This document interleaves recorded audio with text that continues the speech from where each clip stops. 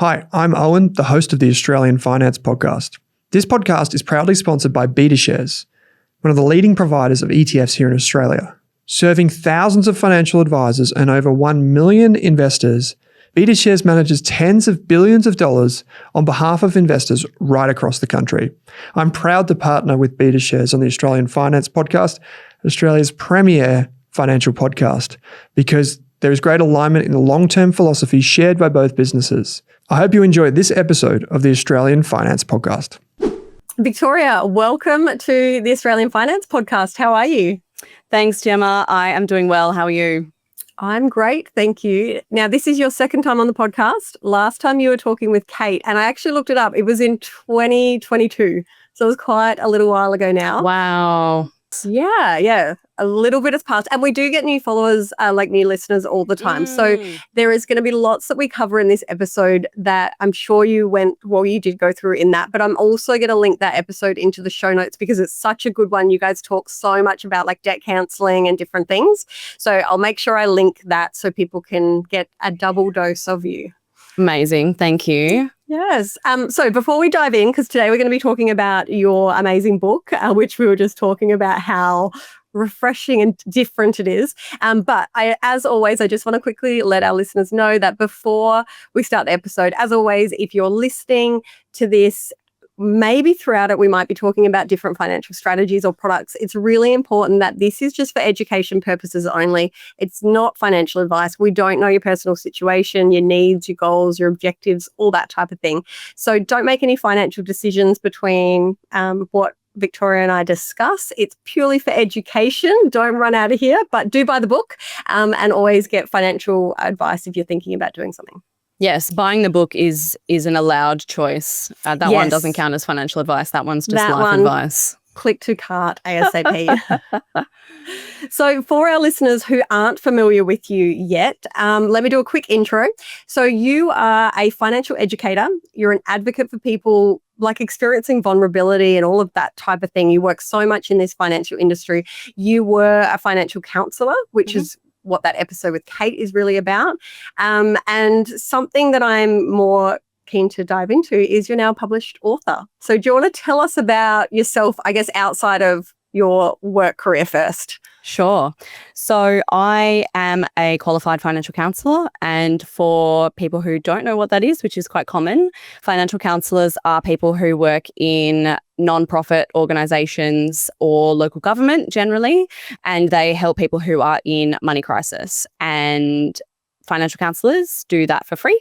That's like a funded role. So it's funded through a combination of government funding, industry funding, and sometimes state, federal as well as state funding. And so we help people who are in money crisis to understand their options, and then those people make a decision. So clients make the decision about what option they want to pursue, and a financial counsellor walks beside that person and supports them in making those choices. And sometimes they'll go to banks and advocate for them, or to other creditors like their utility providers and stuff like that. And at my last financial counselling job, I trained as a financial coach as well through a program that they were running as a pilot, which was like a non-profit coaching model for specific people in the community. And that was just brilliant. And I really loved that work. And I loved... So it was a pilot. Did it get off the ground? Is it in place today? It's sort of in place today. It's more a tested, they tested the model in WA, and my understanding is now that they offer it to corporates to basically as a fee-paying service for their staff. And basically that arrangement helps fund the financial counsellors that then work in community for free. And, you know, financial counsellors, you'd think that it's very unusual for a financial counsellor to have an income threshold as a cutoff to help a person. It's more about whether they have a financial crisis that needs to be solved. So someone could have, you know, like a really, really high income, but something's happened to them and they're not going to be able to work, or they've been made redundant, or, they're having to file for bankruptcy, anything like that. It's very varied. And a couple of years ago, definitely after the time that I recorded with Kate, I became aware of this fantastic role that was available in a bank. Which sounds crazy, I know, because financial counsellors and banks are quite often a little bit like oil and vinegar.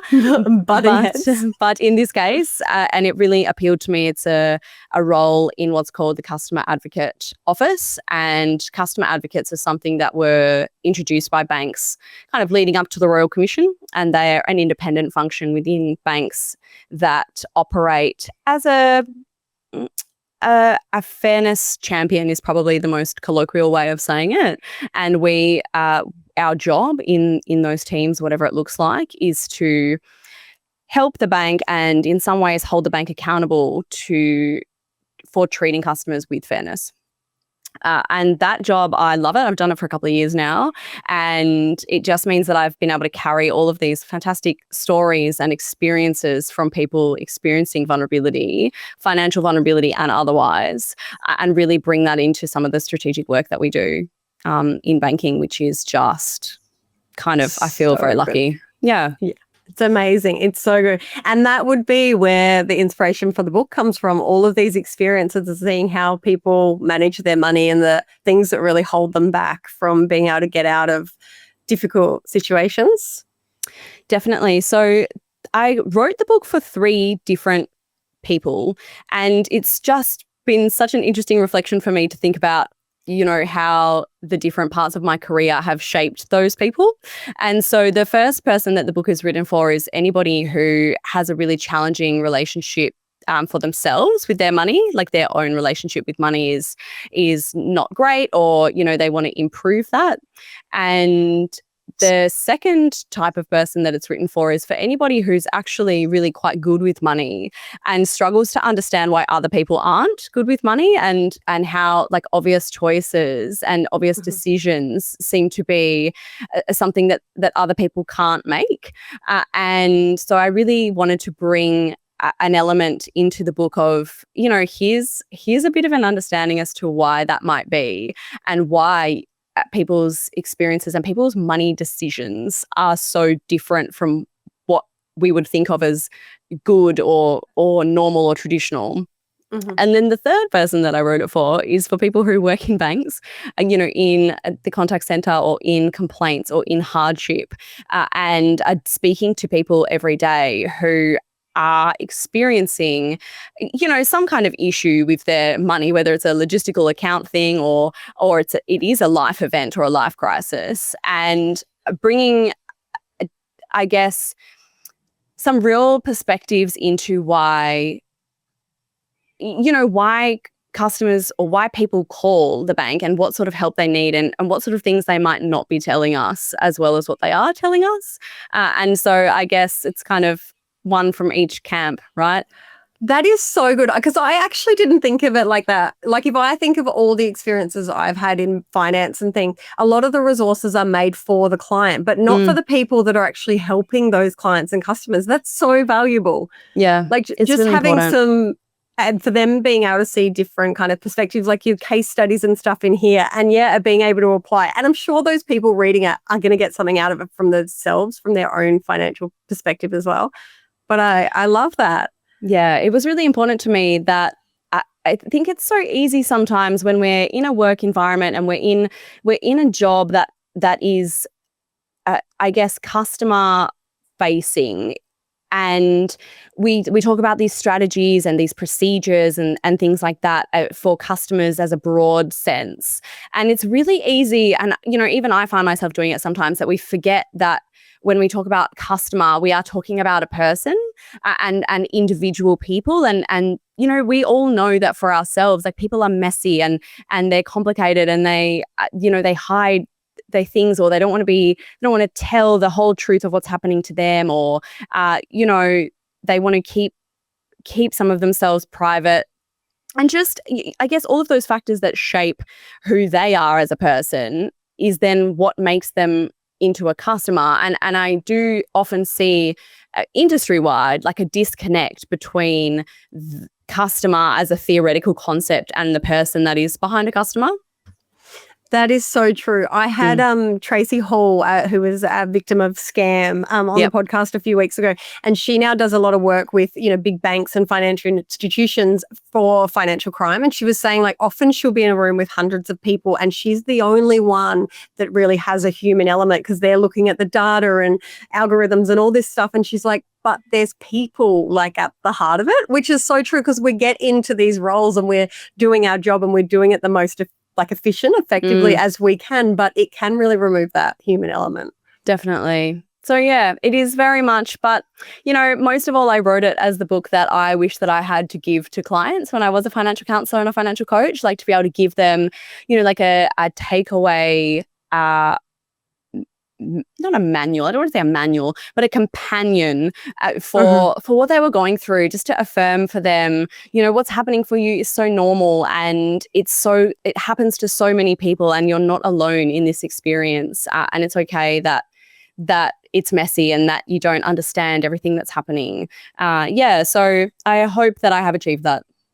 I definitely think you have. But I think that's great because you might have a small interaction with somebody that you can't spend all of your time giving them all the wealth of knowledge that's in this book. So giving them something that to be like, hey, you connected with how I, you know, could potentially help you, or I can't even help you, but the book can, you know, it can take it so much further than what you're scalable. You know, realistically, you've only got so many hours in the day. You can't help everybody. So now you've got your knowledge in book format, they can access it. Yeah, it's my nice little tribute back to financial counselling, I think, now that I'm, you know, I really do miss financial counselling work. I think about it a lot and I deal with financial counsellors in my day job and I do miss it, and I'm very lucky that I can see the value of the work that I do now as well. And so, you know, you kind of you have feet in two worlds, and it's really nice to be able to, I guess, continue my work with individual people in a way, as opposed to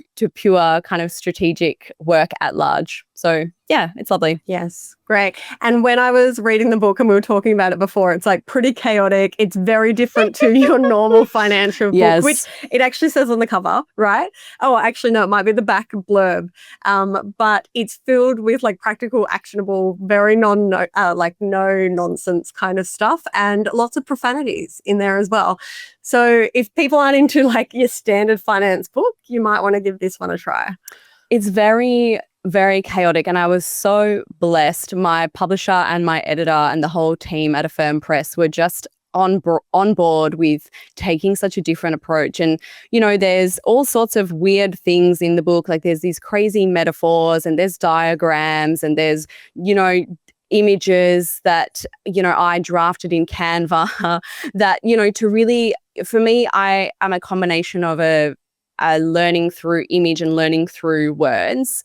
And so I find I used to actually draw a lot in practice with my clients when we were working through different strategies and stuff. And I used to have this big notepad and I used to pull it out and just slap it on the table and pull out some colored pencils. And at that point, they were probably, you know, thinking that they'd made a mistake. But, you know, just really bringing this money confidence and this money. Yeah, I don't really like the term financial literacy. I think it's a really confusing sort of term, but, you know, the money confidence aspect and just bringing it down to like a conversational level. Like this is how I would talk to anyone if I met them at a coffee shop, or if they got talking to me when they were sitting next to me on the plane, which happened recently. And that's just how I communicate. And I'm so glad that I was able to, I guess, retain that sort of chaotic authenticity in the book. Yeah. No, the drawing is so important. I would do that in my financial planning appointments, so messy. And then people would leave the appointment, go, oh, can I have that? And I was like, oh, no, I should have done that. I'm like, you won't even know what it means. And they're like, no, I'll remember. So people love that visual stuff. But I loved all the like flow charts and stuff in here. So what would you say, I guess, is the starting point where if people want to change their relationship with money, you know, whether they're in like somewhere that fits financial counseling or crisis, like, you know, I guess anybody along their financial journey, even if they are good with money, could be improving their relationship with money. Where do you think the starting point kind of is for most people?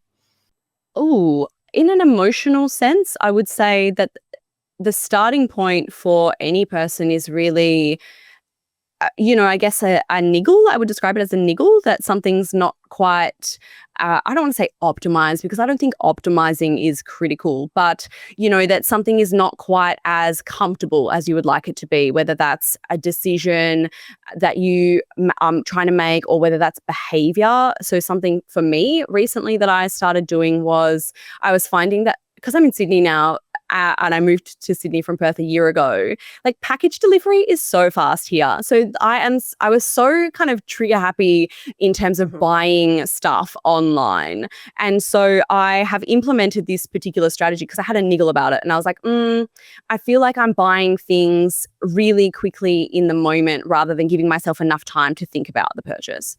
And so I kind of implemented this thing where I can only do online orders once a month.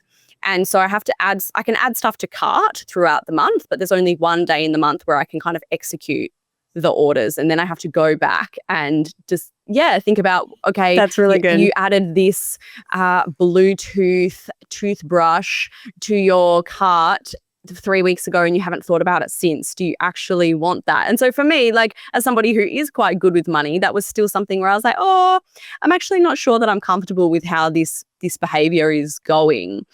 And so when I think about, the first kind of point, I would really call it almost like a niggle or a little tug, like on a fishing line. And then the next thing is to sort of ask yourself, okay, well, where's this coming from? Well, what's behind this feeling? And is that something coming from within me, or is that something that somebody else has said that now I've internalized? Because those two things are different. And then if we start trying to implement things because we've taken a comment from somebody to heart, then that's a very different, I guess, if taking the time to reflect on that before we execute gives us the opportunity to really understand if we're doing it for ourselves or for other people. And then, understanding your why, not in a progress sense so much, but in a, is this really what I want, or is it just something that I think that I should do? Yeah. And that outside opinion on our lives can really change our behavior for a negative, and usually in a short period, and then we will revert back. But it can do a lot of damage in that moment. And then we see things like social media and things as well. We're going, well, these people are doing that. Should I be doing that? I talk about my financial journey. I have a financial advisor, even though I am one, because I get distracted with shiny things. I'm like, oh, my friends are doing this, or so-and-so's setting up a self-managed super fund, or so-and-so's buying a property here. Should I be doing that? And I'm like, no. Yes. This is your past. Just focus. Yes. So it's very, very hard to we get distracted on all of these different things. So I think, checking in with yourself and seeing if this is what you actually need is really important. That's so interesting, isn't it? We think about why, I just was reflecting on what you were saying around how when we're kind of looking around at what's happening, it's so easy to get kind of waylaid by other people's sort of progress or what they're doing. And I do wonder as well, when we think about concentrating on our own path, when of course we can always say you should look forward, look eyes ahead sort of thing. But I do wonder, when we're watching where we're going, we tend to look down, right? And there's a real, I guess, conception that looking down is a shame response or a failure. And I wonder if there's a behavioral aspect to that, where we are kind of programmed to look around as a safety behavior, number one, to make sure that we are kind of doing roughly what other people are doing, but to avoid looking like we're looking down. I don't know. Yes. I just had that thought there. Maybe we need to start looking up at the sky. I don't know. There would be so much to it. And there's it's a balancing act. It's it's a trade-off, right? Yes, you want to know what other people are doing so that you can better yourself and be inspired. But it comes with a trade-off that you might get distracted or you might miss an opportunity. But there's a trade-off with everything in life. So it's about finding the balance. And you were saying before, about if there's a niggle, I always say to people, you just need to identify what it could be. You don't have to change bad habits overnight. You don't have to rewrite your brain and all of your behaviors, which have been building up for, in my case, nearly 40 years. Yes. You just have to be aware of what they are and start recognizing them, so you can stop and pause in the moment and then decide if you're still going to make that decision, or if another decision might be serving you better. Like your no shopping one day a month. I should actually implement something like that. It's been really actually fantastic. And you're so right when we think about acknowledging the behavior without actually having to change it straight away. And that can be really helpful when we are frustrated by other people's behavior as well, like other people's financial behavior or a financial adjacent behavior, like habits that cost money or habits that have a financial impact, for example. And I talk about this all the time, like the readiness to change cycle is such an important tool for people if they're trying to have conversations with somebody else and they're so frustrated because they're like, why, this person doesn't seem to want to change. And it's like, well, yes, because they're probably only still contemplating a change, or they might not even be ready to contemplate a change. And you have to decide how long you're willing to give that person grace for before it becomes untenable for you. So you bang on the money there. Yeah, and potentially it's only doing you harm and they don't care at all. We had somebody write into the podcast a few weeks ago now, and it was about their parent. This was like I think a 40-year-old person, and they were so worried about their parents' financial situation, and their parents were very much head in the sand, didn't want to deal with it.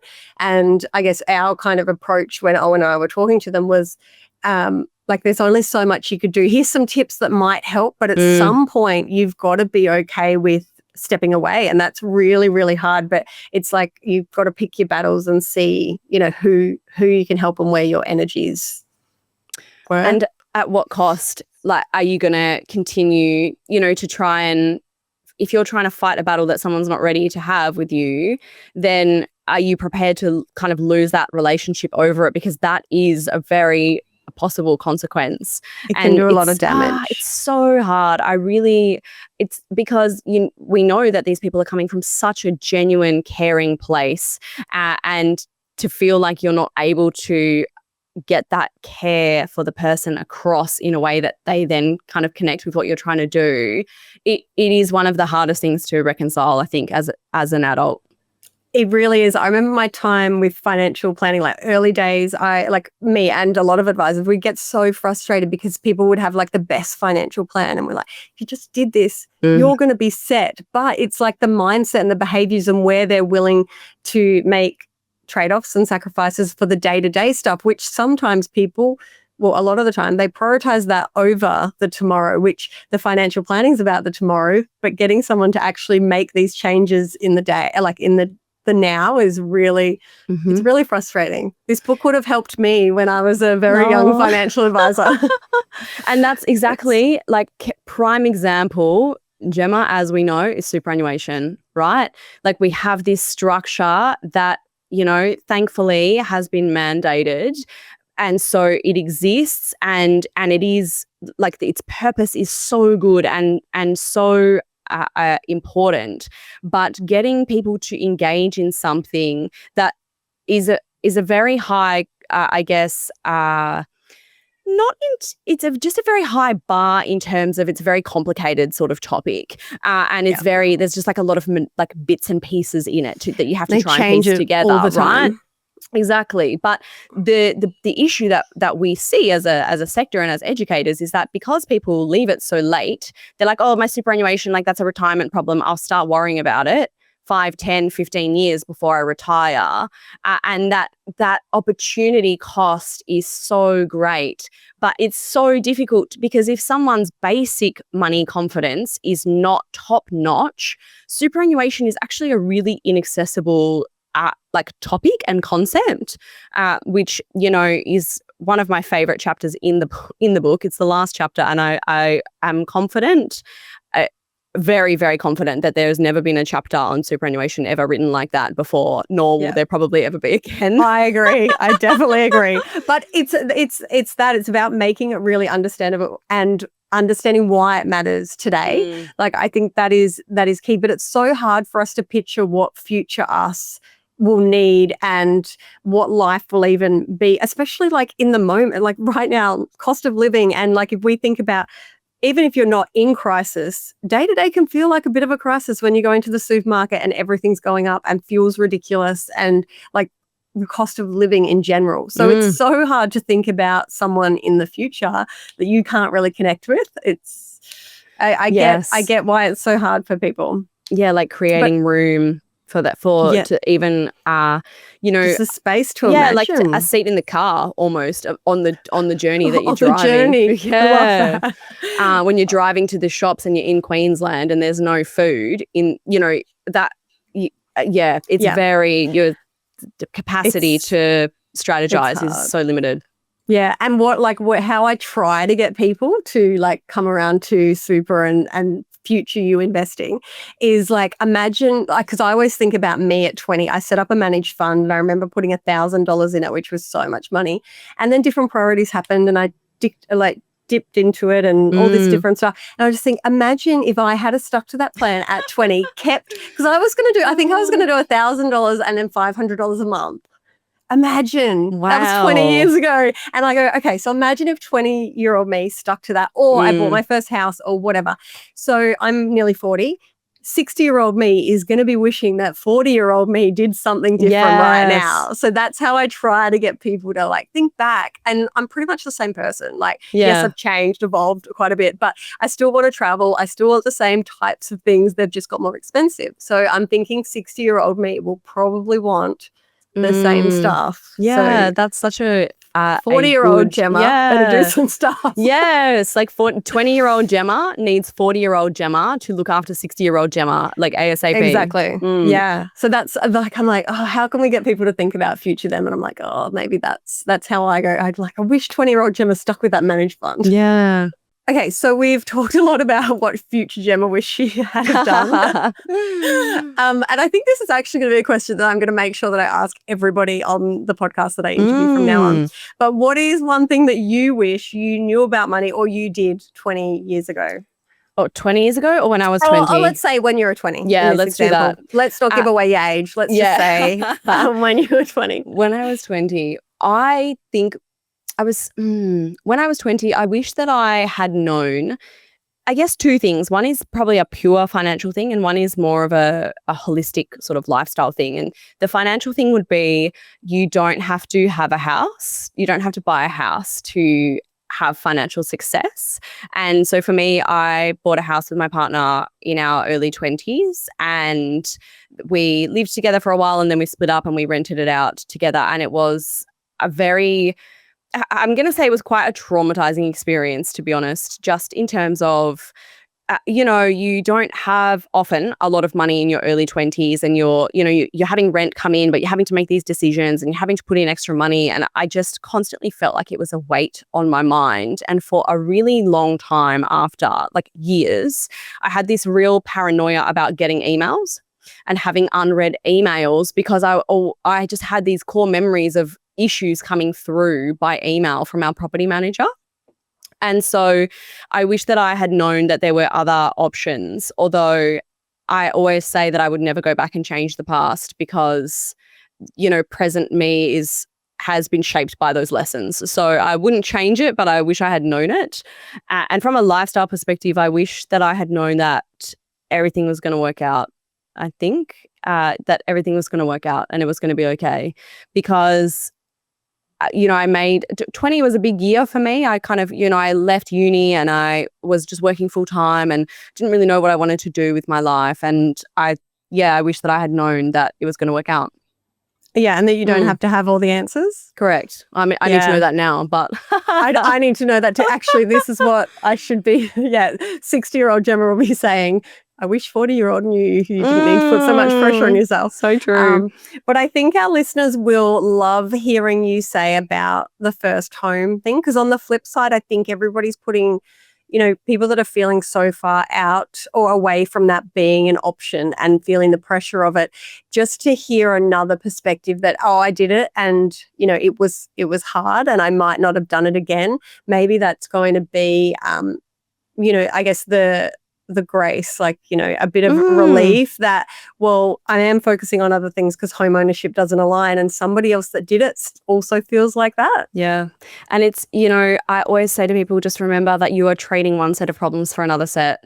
And so if it's not really what you want, just think so carefully, because it's, you know, you can't sell a bathroom, right? You can't, it is such a huge purchase and decision, and almost the anchoring of it, having always something waiting for you somewhere that you have to deal with, just really kind of messed with my brain for a long time. And so I'm very grateful, I guess, for the lessons. But, you know, we had a tenant who trashed our property and literally left the country. We had to go to court and get a default judgment. You know, it was really quite traumatizing.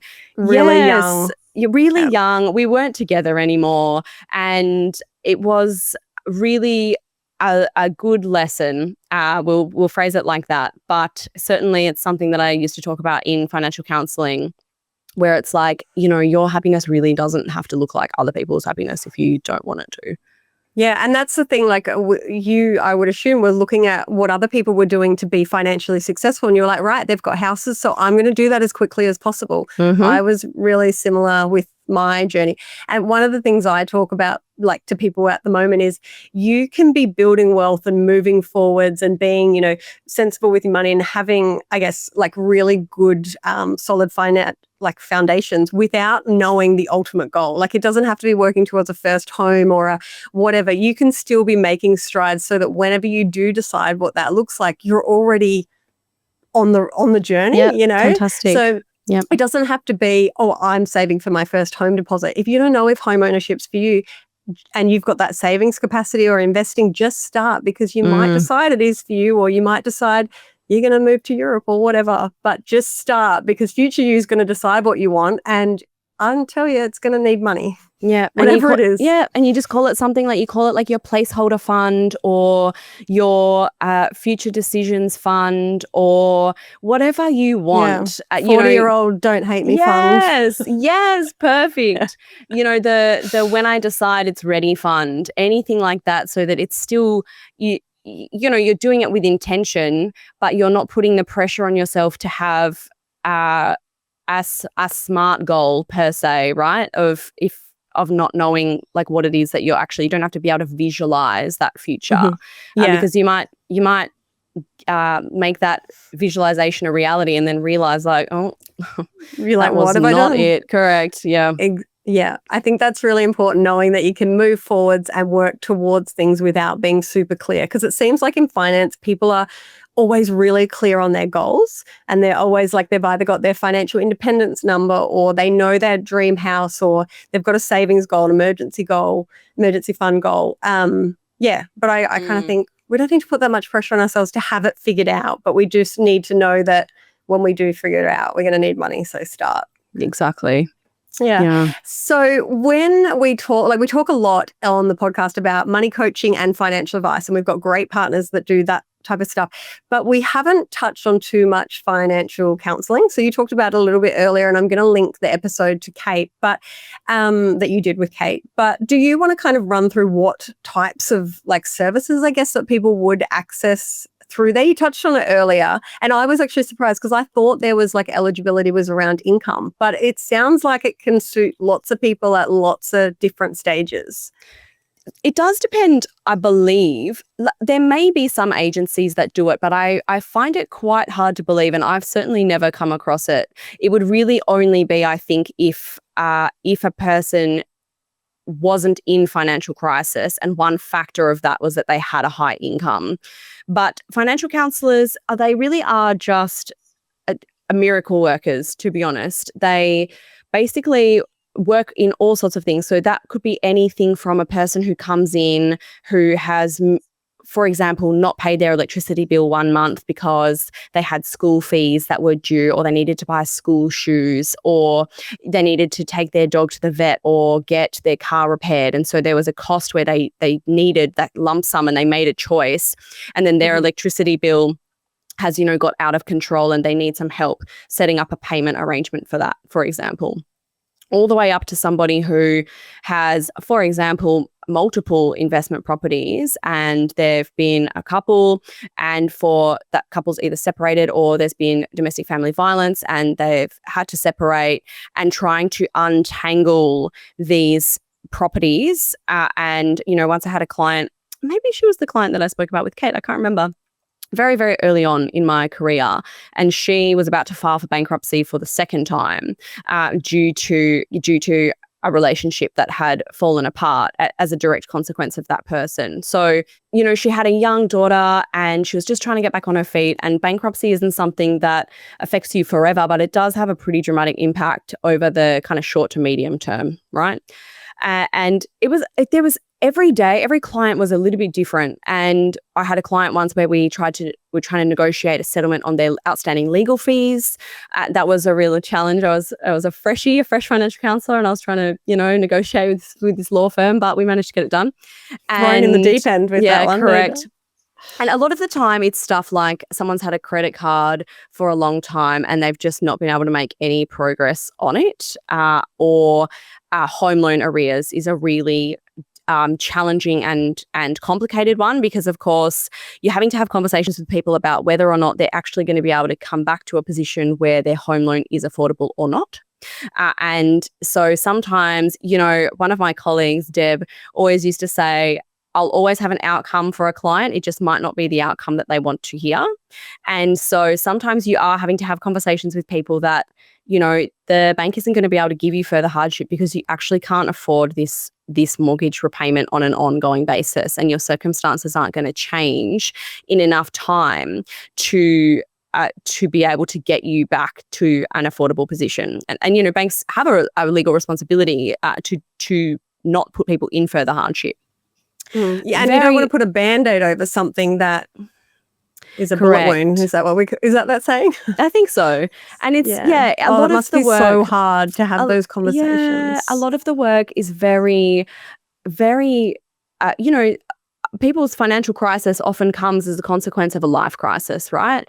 So you'd have people whose financial crisis has been caused because they're, I think about my client, we had to file for bankruptcy because his child had leukemia and had to have a limb amputated, and he couldn't run his business anymore because he needed to be there for his son. And we had to try and navigate a situation where he had 2 vehicles, and when you are bankrupt, you're generally only allowed to keep 1 vehicle in your name, and it has to be under, a certain amount. And the best thing about financial counsellors is that they are completely non-judgmental, confidential, and independent. So you always know that if you are going there or if you're referring somebody there, that the advice that person is going to get is in their best interests.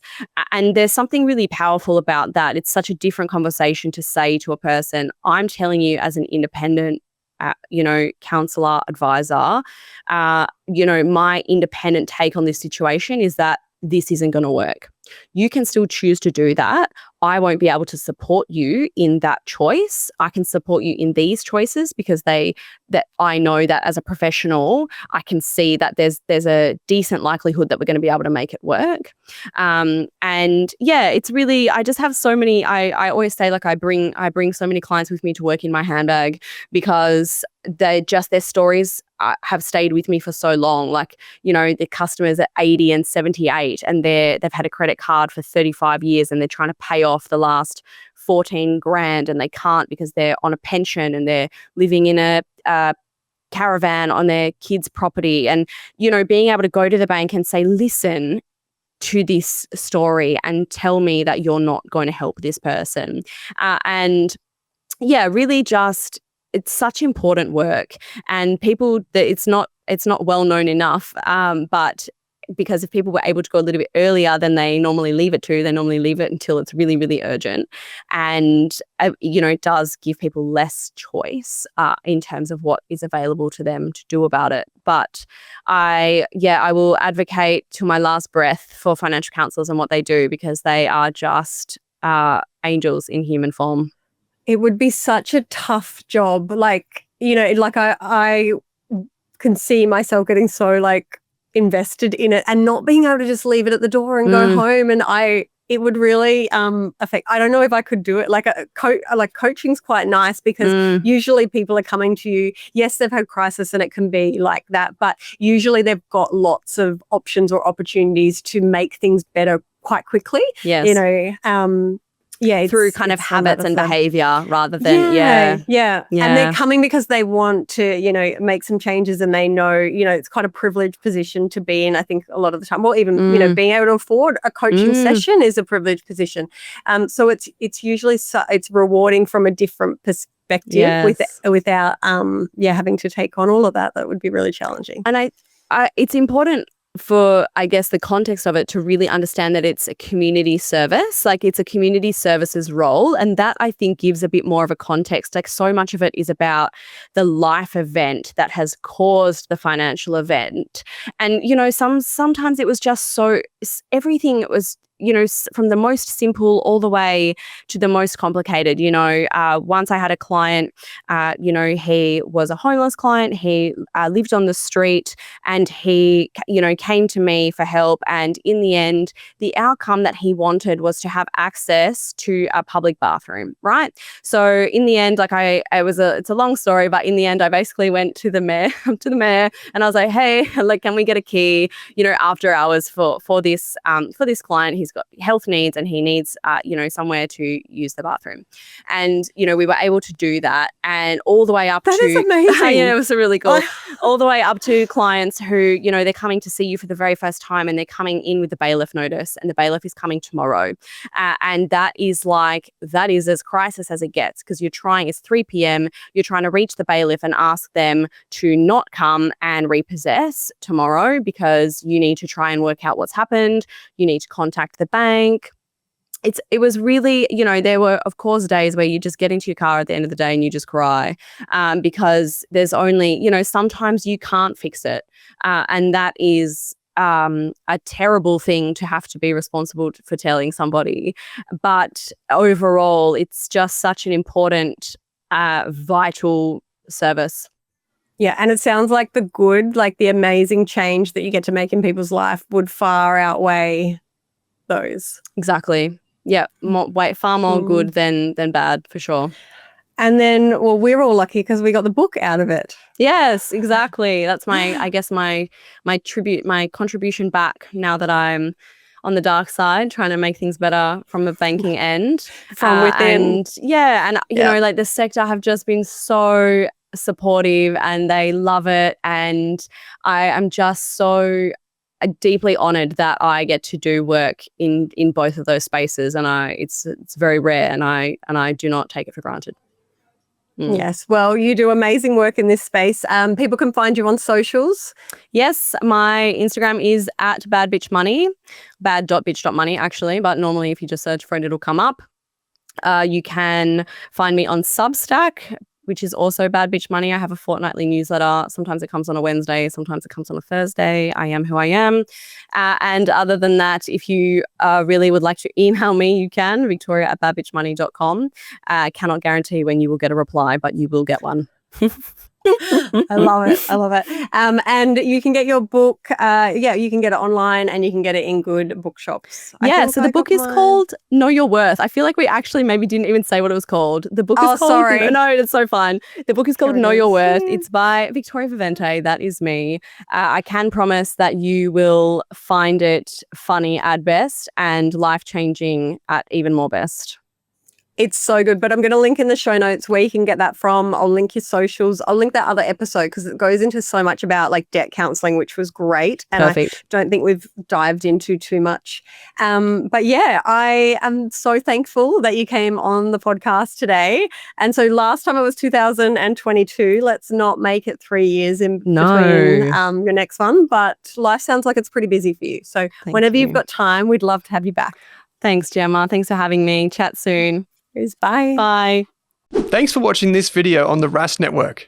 While you're here, don't forget to like and subscribe so you can get videos each and every day on business, finance, investing, and so much more.